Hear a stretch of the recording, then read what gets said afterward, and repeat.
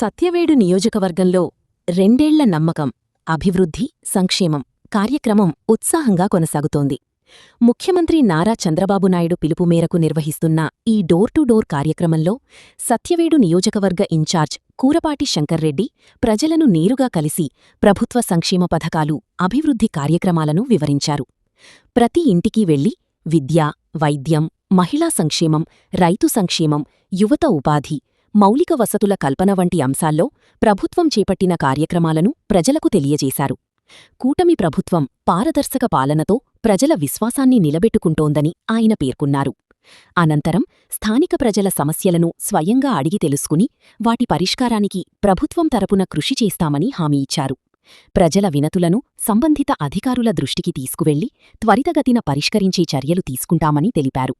ఈ కార్యక్రమంలో ZPTC Kurapati Vijayalakshmi Chandrasekhar Reddy, party నాయకులు, కార్యకర్తలు, మహిళా నాయకులు, యువ నాయకులు, అభిమానులు మరియు స్థానిక ప్రజలు పెద్ద సంఖ్యలో పాల్గొన్నారు. చంద్రబాబు నాయుడు గారు ప్రతి ఇంటికి పెద్ద బిడ్డలాగా ఉండి మనందరికీ ఏమేమి సంక్షేమ కార్యక్రమాలు చేస్తున్నారో మీరు చూడండి. మీకు కూడా వచ్చుంటాయి. ఎన్టీఆర్ భరోసా పెన్షన్ 4,000 రూపాయలు వస్తుందమ్మా, వస్తూ ఉంది.